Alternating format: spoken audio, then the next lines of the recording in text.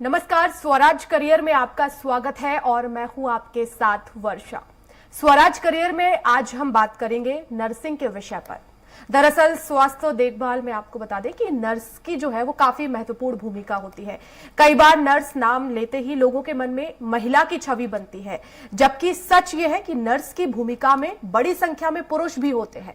खैर, इस तरह के और भी कई सवालात हैं जिनके जवाब जानने का आज हम प्रयास करेंगे हमारे इस खास कार्यक्रम में। तो हमारे साथ मौजूद है स्टूडियो में वीरेंद्र सिसोदिया जी, जो कि एसोसिएट प्रोफेसर डिपार्टमेंट नर्सिंग से भाभा यूनिवर्सिटी भोपाल से हमारे साथ हैं। सर, सबसे पहले तो आपका बहुत बहुत स्वागत है स्वराज करियर में। धन्यवाद। नमस्कार, मेरा नाम वीरेंद्र सिसोदिया है। मैं एसोसिएट प्रोफेसर हूँ एट भाभा यूनिवर्सिटी भोपाल में। बिल्कुल, तो आज का जो विषय है वो है नर्सिंग। नर्सिंग से जुड़े हुए तमाम सवालों के जवाब हम लेंगे। डॉक्टर, सबसे पहला सवाल मेरा आपसे यही है कि आखिर नर्सिंग क्या है, हमारे दर्शकों को विस्तार से बताएं। नर्सिंग एक प्रकार की हेल्थ सेवा, लोगों का स्वास्थ्य है। इसमें मेनली हम व्यक्तियों और समुदायों पे की देखभाल और स्वास्थ्य पे मेन फोकस किया जाता है। उस पर केंद्रित एक आधारित बेस होता है। नर्सिंग एक प्रोफेशन है जिसमें ट्रेनिंग बेस्ड वर्क होता है। इसमें लोगों को हेल्थ के लिए अवेयर कराना और कई सारी उनका देखभाल करना, विकलांग लोगों की देखभाल करना और जो मानसिक रूप से उनकी काउंसलिंग करना, ऐसे उनको लोगों को अवेयर कराना, बीमारियों से बचाव के तरीके बताना, उनकी रोकथाम करना, इस तरह की चीज़ें शामिल होती है। इसमें एक और चीज़ आपको बताना चाहूँगा, जब नर्सिंग की उत्पत्ति हुई थी, जिसको मदर ऑफ नर्सिंग कहा जाता है, फ्लोरेंस नाइटिंगेल, ये बहुत पुराने समय की बात है। जब युद्ध छिड़ा करता था तब उस समय ना हॉस्पिटल हुआ करते थे, ना अच्छे डॉक्टर हुआ करते थे, क्योंकि उस समय ना ही मरीजों के पास प्रॉपर दवाइयाँ हुआ करती थी। तब उस समय एक लेडीज ने अपनी हिम्मत कर लोगों की सेवा करने का प्रण किया। जब युद्ध लड़ाई होती थी, उसके बाद जब लोग ग्रसित हो जाते थे सैनिक, तब नाइटिंगेल वहां पर एक बार गई। उन्होंने देखा कि लोग बहुत दर्द से परेशान हैं, उनको चोट लगी है, खून निकल रहा है, और उस समय उस लाइट की व्यवस्था भी नहीं थी। तब उनने अपना प्रण लिया कि मुझे लोगों की सेवा करना जरूरी है ताकि मैं अपने द्वारा किसी का जीवन बचा सकूं। तब उन्होंने एक लैंप लगाकर लोगों की ड्रेसिंग करना, उन पे पट्टी बांधना, उनका घाव पूरी तरह से ठीक करना, इस तरह से वर्क किए, जिसे और उनकी प्रॉपर देखभाल की, रात रात भर जगकर उनकी सेवा की, जिसके कारण कई सारे जो सैनिक थे वह दोबारा उसी अवस्था में ठीक हो गए। तो इस प्रकार उनकी मरीजों की देखभाल करना, ये आज उसी चीज का प्रतीक हमको फ्लोरेंस नाइटिंगेल के द्वारा उनसे हमको प्रेरणा मिलती है कि नर्सिंग में हमको क्या करना चाहिए। बिल्कुल, तो स्वास्थ्य देखभाल में नर्सिंग का अपना एक अलग महत्वपूर्ण योगदान होता है। और नर्सिंग की उत्पत्ति कैसे हुई ये हमें बताया डॉक्टर ने। और अब चलिए बढ़ते हैं सवालों की ओर। सबसे पहले सर, मैं आपसे यही जानना चाहूंगी, क्योंकि जिक्र इससे पहले भी किया कि नर्सिंग मतलब हम समझते हैं कि महिलाएं, लेकिन इसमें पुरुषों की भी महत्वपूर्ण भूमिका होती है। नर्सिंग में पुरुष भी अपना करियर बना सकते हैं। तो कैसे लोगों का जो भ्रम है वो दूर करिए कि नहीं, नर्सिंग में सिर्फ महिलाएं नहीं, पुरुष भी होते हैं। देखिए, पहले के समय में लोग को नर्सिंग जैसे ही वर्ड यूज करते थे तो उनकी नज़रों में सिर्फ ये याद आता था कि सिर्फ महिला ही नर्सिंग कर सकती है, वही एक नर्स हो सकती है। पर आज के समय में समानता का अधिकार सभी को है, मेल हो चाहे फीमेल हो, इक्वल देखा जाता है। सबको एक नज़र की भावना से देखा जाता है और ये सेवा का पथ है जिस पर मेल पर्सन भी और फीमेल भी दोनों नर्सिंग कर सकते हैं। क्योंकि मैं खुद एक मेल नर्स हूँ, मैं खुद एक नर्सिंग किया हूँ और मास्टर डिग्री लेके आज आपके सामने बैठा हुआ हूँ। बिल्कुल, और चलिए बढ़ते हैं आगे, जानेंगे अब डॉक्टर से आने वाले समय के लिए, क्योंकि नर्सिंग में हमें ये बहुत जानना ज़रूरी हो जाता है कि आखिर हम किस सब्जेक्ट को चुनें अगर हम नर्सिंग कर रहे हैं। क्योंकि 10th के बाद हमें सब्जेक्ट चुनना होता है, और अगर हमें नर्सिंग में आगे करियर बनाना है तो 10th से हमें सब्जेक्ट चुनना है, या फिर 12th के बाद। तो डॉक्टर, हमारे जो दर्शक हैं जो इस फील्ड में करियर बनाना चाहते हैं, उनका ये भ्रम दूर कीजिए कि आखिर कैसे हम सब्जेक्ट चुने इसमें आप सबसे पहले 10th के बाद अपना एक लक्ष्य डिसाइड कर लीजिए, मेन फोकस क्या करना है। उसके बाद अपना 10th के बाद बायोलॉजिकल सब्जेक्ट चुनिए जो आपको एक मेडिकल फील्ड की ओर ले जाता है। जिसमें आपको कई सारे ऑप्शन मिलते हैं। आपको एमबीबीएस करके डॉक्टर बनना है, या बीएससी नर्सिंग करना है, या डेंटल कोर्स करना है, या फार्मेसी करना है। इसमें कई सारे आपके पास ऑप्शन होते हैं। फिर आपका 12th में जब बायोलॉजी सब्जेक्ट से आप अच्छे नंबर से पास हो जाते हैं, तो उसके बाद आपको एक ऑप्शन चूज करना पड़ता है कि हमको कौन सा कोर्स सबसे अच्छा है जो हमारे करियर के लिए अच्छी अपॉर्चुनिटी दे सकता है और हमें अच्छी जॉब मिल सके और हम अच्छी सैलरी उठा सके, ताकि हमारी इकोनॉमिक जो प्रॉब्लम भी रहती है तो वो भी अच्छी इम्प्रूव हो सके। तो इसके लिए सबसे अच्छा कोर्स अभी के एट अ प्रेजेंट नर्सिंग में बहुत अच्छी 100% जॉब गारंटी वाला कोर्स है। इसमें एक प्रोफेशनल कोर्स है। इसमें सबसे अच्छा ये है कि आपको प्रैक्टिकली और थ्योरेटिकली दोनों तरह से नॉलेज से ट्रेन किया जाता है। प्रॉपर हॉस्पिटल में ट्रेनिंग दी जाती है, जिससे अपने आप को आप एक नॉलेजेबल बना सकते हैं और दूसरों की हेल्थ के लिए सेवा कर सकते हैं। और इसमें आपको जॉब भी इजीली आप कर सकते हैं। आपको बहुत सारे हर फील्ड में, हेल्थ सेक्टर में आपको इजीली जॉब भी मिल जाती है। बिल्कुल, तो जॉब अपॉर्चुनिटीज़ की बात की डॉक्टर हमने, तो क्योंकि कई बार जो स्टूडेंट्स होते हैं वो कोर्स तो करते हैं और उसके बाद उनके मन में यही सवाल होता है कि हमें आगे आने वाले समय में जॉब की जो है वो अपॉर्चुनिटीज़ मिलेंगी और क्या हमें जॉब मिलेगी। तो ये हमारे दर्शक यही जानना चाह रहे हैं कि हम निश्चिंत होकर इस फील्ड को चुन सकते हैं। जी बिल्कुल, आप निश्चिंत होकर इस फील्ड को चुन सकते हैं। यदि आपको ऐसा लग रहा है, आपने बीएससी नर्सिंग ज्वाइन किया, 2 ईयर बाद ऐसा लग रहा है कि इसमें कुछ हमारा कैरियर नहीं है, तो वो क्या है, दूसरे लोगों की बातें सुन के ये चीज़ें मन में भ्रम हो जाता है।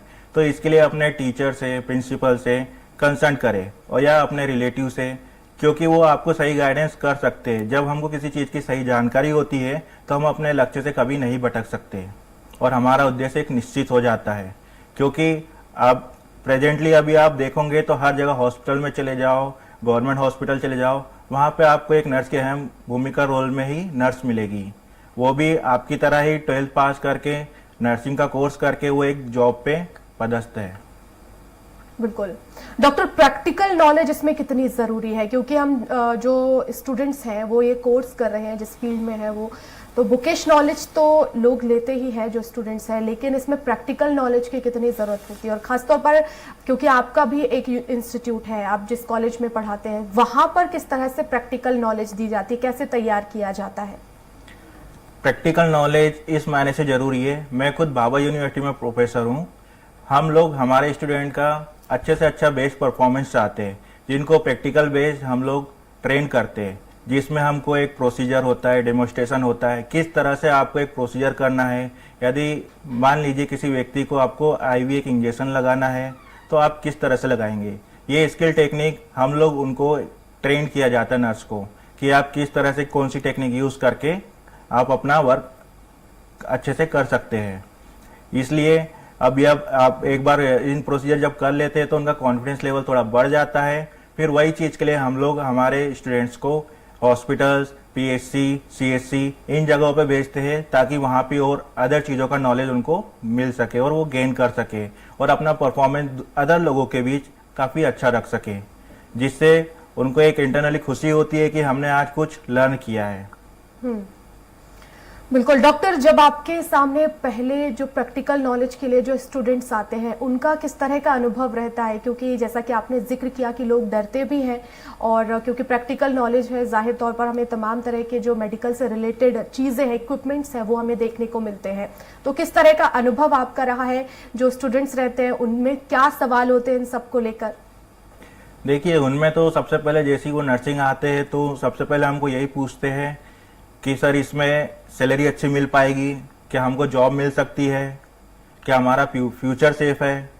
तो हम लोग यही जवाब देते हैं कि आपका फ्यूचर सेफ है, क्योंकि यदि आप एक रिस्पॉन्सिबल पर्सन हो, अपनी जिम्मेदारी से, एक अच्छे डिसिप्लिन के द्वारा, एक अच्छा स्टूडेंट बन के जब आप नर्सिंग करते हो तो आपको बहुत कुछ का नॉलेज हो जाता है, जो नॉलेज आपको हर जगह काम आता है। क्योंकि जैसा आप प्रैक्टिकली नॉलेज लेते हो तो वही नॉलेज आपको हॉस्पिटल्स में काम आता है।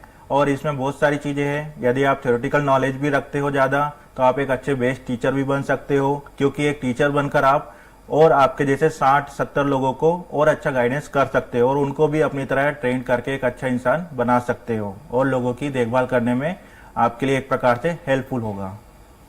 बिल्कुल, तो सैलरी का जिक्र किया डॉक्टर आपने, तो सवाल मेरा इसी से जुड़ा हुआ है कि आखिर इसमें पे स्केल कितना होता है? देखिए, इसमें अलग अलग सेक्टर है, गवर्नमेंट भी है और प्राइवेट भी है। हर सेक्टर में आपको जॉब की अपॉर्चुनिटी अच्छी मिलती है। अभी प्रेजेंट टाइम में गवर्नमेंट भी 35 से 40 हज़ार आपको स्टार्टिंग सैलरी पे कर रही है, और सेंट्रल गवर्नमेंट हो गए जैसे एम्स हॉस्पिटल हो जाते हैं, वहाँ पे आपको 90,000 स्टार्टिंग मिलती है। और यदि आप प्राइवेट सेक्टर में उसी पे जाते हो तो 15,000 स्टार्टिंग पे मिलता है, और जैसे जैसे आपका एक्सपीरियंस रहता है उसके अकॉर्डिंग आपको पे किया जाता है। इसमें आपका सैलरी इंक्रीज ही होता है, डाउन नहीं हो पाता है। बिल्कुल डॉक्टर, स्टेट के अलावा अगर हम बात करें इंटरनेशनली और नेशनली, तो हमें कितने अपॉर्चुनिटीज हैं? मध्य प्रदेश के बाहर भी अगर हमें इस फील्ड में नर्सिंग करना है तो क्या कुछ अपॉर्चुनिटीज हैं इसमें? देखिए, यदि आपको अपने देश से बाहर जाने की कोशिश कर रहे हैं, ट्राई कर रहे हैं, तो आप बिल्कुल बेफिक्र होकर उसके लिए तैयारी कर सकते हैं। और आप फॉरेन भी, अमेरिका भी, ऑस्ट्रेलिया भी, कुवैत भी, सभी जगह आप जा सकते हैं। इसके लिए आपको एग्ज़ाम फाइट करना होता है, जिसमें आपका एक मेनली IELTS कम्युनिकेशन इंग्लिश एक जो है आपको बहुत परफेक्ट होना चाहिए, जिसमें आपका एक सिलेक्शन होता है। उसके अकॉर्डिंग आपको जॉब अदर कंट्रियों में मिलती है।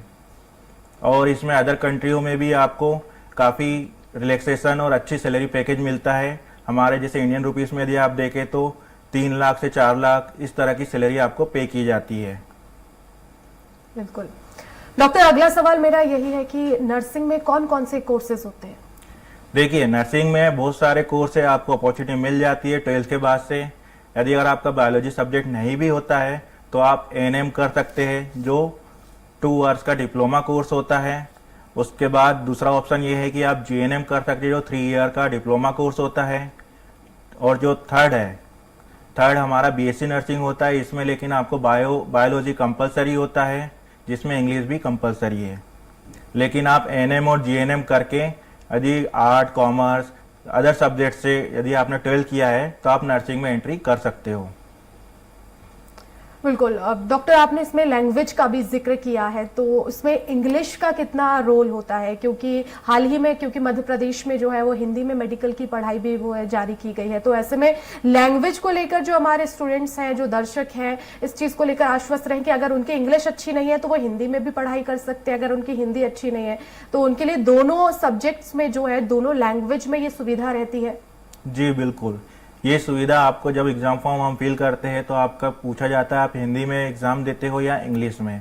इसमें क्या हुआ है कि यदि अगर कुछ स्टूडेंट इंग्लिश में थोड़ा कमजोर होते हैं तो हिंदी में उसको समझने के लिए काफ़ी चीज़ें होती है, जाकि वो अपनी पढ़ाई आसानी से कर सके। इसलिए गवर्नमेंट हमारी जो है MP गवर्नमेंट, उनके द्वारा क्या है मेडिकल की पढ़ाई हिंदी में प्रारंभ किया जाना है, इसीलिए ताकि बच्चे परेशान ना हो, इसलिए वो हिंदी में हो रहा है। क्योंकि हमारे देश की मातृभाषा हिंदी है तो उस पर हमको गर्व होना चाहिए, इसलिए हमारे देश में हिंदी भी अच्छी है और इंग्लिश भी।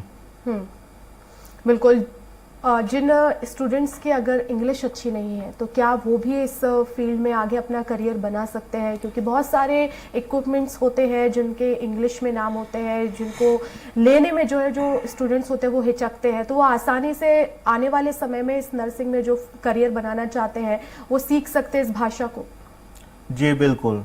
देखिए, भगवद गीता में भगवान श्री कृष्ण ने कहा था, कर्म कर फल की इच्छा मत कर। जितना आप मेहनत करोगे उतना आपको सक्सेस मिलती है।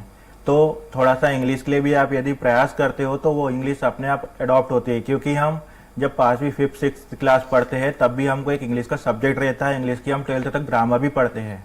और वही चीज़, क्योंकि मैं खुद एक हिंदी मीडियम से पढ़ा विद्यार्थी था जो आज ऐसा प्रोफेसर की पोस्ट पे भाभा यूनिवर्सिटी में पदस्थ हूँ। वो आप यदि आप थोड़ा प्रयास करेंगे तो इंग्लिश आपको कवर भी हो जाएगी और आपकी कमजोरी हमेशा दूर हो जाएगी। बिल्कुल। डॉक्टर, अब अगला सवाल मेरा यही है कि आखिर हमें अगर नर्सिंग में करियर चुनना है तो किन किन बातों का ध्यान रखना है? इसमें क्या योग्यताएं होनी चाहिए? देखिए, यदि आपको नर्सिंग में करियर चुनना है तो इसके बारे में आपको सही जानकारी जान लेना बहुत जरूरी होता है। क्योंकि जब आप कोर्स करने में एडमिशन ले लेते हो फिर 2-4 साल बाद आपको लगता है कि हमारे इसमें कोई फ्यूचर दिखाई नहीं दे रहा, क्योंकि आप अपने लक्ष्य से भ्रमित हो जाते हो। इसलिए आपको सही जानकारी होना बहुत जरूरी हो गया है। नॉर्मली सिंपल सा बताता हूँ, कॉलेजों में अफिलिएटेड यानी परमिशन होना भी जरूरी होता है। जैसे MPNRC हमारी जो होती है मध्य प्रदेश नर्सेस काउंसिल जो स्टेट गवर्नमेंट होती है, इसके द्वारा कॉलेज अफिलेटेड होना चाहिए। दूसरा आईएनसी इंडियन नर्सिंग काउंसिल होती है जो ऑल इंडिया चलती है, उसके द्वारा भी अफिलेटेड कॉलेज होना चाहिए, ताकि आपको फ्यूचर में कोई प्रॉब्लम ना हो। क्योंकि अदर स्टेट के विद्यार्थी जब कॉलेज में स्टडी करते हैं तो परमिशन ना होने के कारण कई सारी परेशानियां आती है। क्योंकि मैं जहाँ पे अभी भाभा यूनिवर्सिटी में हूँ तो वो हमारा जो कॉलेज है ऑलरेडी एमपीएनआरसी और आईएनसी से मान्यता प्राप्त कॉलेज है।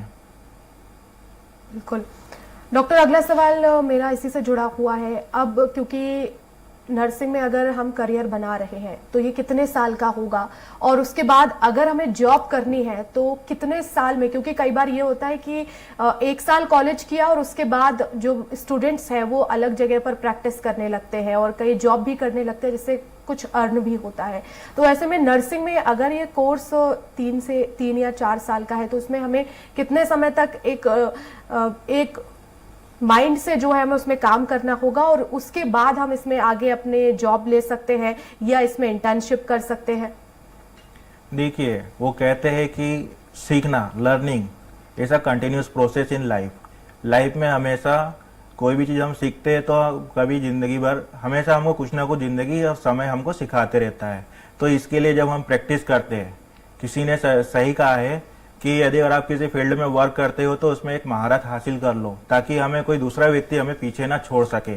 इसका मतलब मीन्स ये होता है, यदि अगर एक आपको प्रोसीजर देते हैं, आईएम इंजेक्शन लगाना है, चाहे आईवी इंजेक्शन लगाना हो, आप इतने परफेक्ट हो कि आप जो किसी व्यक्ति को लगा रहे हो तो उसको पेन भी ना हो और आपका काम भी पूरा हो जाए।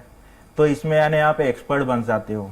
आप जितना ज़्यादा प्रैक्टिस करोगे उतना ज़्यादा एक्सपर्ट बनते हो, और इसमें जब आप एक्सपर्ट बन जाते हो तो वही चीज लर्न तो कर लिया आपने, पर उसके आगे बहुत सारी ऐसी चीजें हैं जो आपको लर्न करना भी बाकी है। बिल्कुल, तो डॉक्टर का कहना है कि जितना आप प्रैक्टिस करेंगे उतना आप लर्न करेंगे। तो जो भी स्टूडेंट्स हैं जो इस कोर्स में हैं उन्हें प्रैक्टिस करना भी बहुत ज़्यादा ज़रूरी है डॉक्टर। लेकिन इसमें इस फील्ड में अगर हम जाते हैं तो इसमें बैचलर और उसके बाद पोस्ट ग्रेजुएशन भी होती है, उसके बाद आगे हम कहाँ तक इसमें जा सकते हैं और अपने आप को एक सशक्त इस फील्ड में बना सकते हैं? इसमें देखिए, यदि आप बीएससी नर्सिंग करते हैं तो उसके बाद आप 1 साल का गैप करके एमएससी नर्सिंग यानी मास्टर डिग्री कर सकते हैं। एमएससी नर्सिंग में आपको अपॉर्चुनिटी मिल जाती है, इसमें कई सारी फील्ड होती है जिससे आप मास्टर डिग्री अपनी प्राप्त कर सकते हैं। ये भी 2 साल का डिग्री कोर्स होता है मास्टर डिग्री, जिसमें आपकी ब्रांच हो गई कम्युनिटी हेल्थ नर्सिंग हो गया, चाइल्ड हेल्थ नर्सिंग हो गया, मेंटल हेल्थ नर्सिंग हो गया, ओबीजी हो गया, फंडामेंटल हो गया, और अभी न्यू अपडेट जो हुआ है वो है फोरेंसिक नर्सिंग। इसमें भी काफ़ी स्कोप है। जैसे क्राइम पेट्रोल आप देखते होंगे तो उसमें जो क्राइम ब्रांच होती है उसमें भी एक नर्स का रोल आता है। तो जो फोरेंसिक नर्सिंग है इसमें एक नर्स की अहम भूमिका होती है। तो ये आप अभी के जनरेशन में एक नया अपडेट हुआ है जिसमें आपको हर फील्ड के लिए एक पर्टिकुलर फील्ड से आप आराम से अपना एमएससी मास्टर डिग्री करके उस फील्ड में वर्क कर सकते हैं। जिक्र किया कि 1 साल का गैप हम ले सकते हैं, तो ये क्यों? देखिए, ये क्या है कि कंटिन्यूस तो नहीं होता है। बीएससी नर्सिंग का 1 साल 1 ईयर एक्सपीरियंस इसलिए लेना जरूरी है क्योंकि मास्टर डिग्री के लिए थोड़ा सा ट्रेन होना भी आपको जरूरी होता है। क्योंकि आप डिग्री से बैचलर डिग्री से सीधा मास्टर डिग्री कर रहे हो तो उसके लिए आप एक नॉलेजेबल हो सके और आपको टीचिंग का हो चाहे क्लिनिकल हो उसका एक्सपीरियंस अच्छे से ले सके। बिल्कुल डॉक्टर, एक और सवाल है कि अगर बैचलर हमने किसी और फील्ड में किया है, मान लीजिए हमने इंजीनियरिंग की है और उसके बाद अगर अब हमारा मन है कि हमें नर्सिंग करना है, मास्टर्स में हमें जाना है, तो उस समय क्या कुछ बातें हमें ध्यान में रखनी होंगी? देखिए, यदि आप इंजीनियरिंग करके नर्सिंग में एंट्री लेना चाहते हो तो आपको मिल जाएगा। वो आपको जीएनएम डिप्लोमा 3 ईयर का करना पड़ेगा। फिर उसके बाद आपका एक पोस्ट बेसिक 2 ईयर का होता है, पोस्ट बीएससी होता है, उसको आपको करना पड़ेगा। तो ये टोटल आपकी 5 साल की नर्सिंग की पढ़ाई हो जाती है। तब आप बीएससी नर्सिंग के इक्वल आ जाते हो, तब आप अपने फील्ड में वो चीज़ आगे कर सकते हो। और दूसरी बात, आईएनसी ने अभी नया नोटिस जारी कर दिया है कि नर्सिंग के लिए कोई एज लिमिट नहीं है, आप किसी भी उम्र में नर्सिंग कर सकते हो। बिल्कुल, बहुत महत्वपूर्ण जानकारी डॉक्टर आपने दी कि इसमें एज लिमिट नहीं है, आप किसी भी उम्र में जो है इस फील्ड में जा सकते हैं। बहुत बहुत धन्यवाद डॉक्टर, हमारे दर्शकों तक इतने महत्वपूर्ण जो है जानकारी पहुंचाने के लिए, स्वराज करियर में समय देने के लिए। तो स्वराज करियर में आपने जाना नर्सिंग से जुड़े हुए तमाम सवाल, क्या नर्सिंग है, कैसे इसकी उत्पत्ति हुई, इसमें हम करियर कैसे बना सकते हैं। तो फिलहाल इस खास कार्यक्रम में आज के लिए फिलहाल इतना ही। अगली बार हम फिर हाजिर होंगे एक नए टॉपिक के साथ। नमस्कार।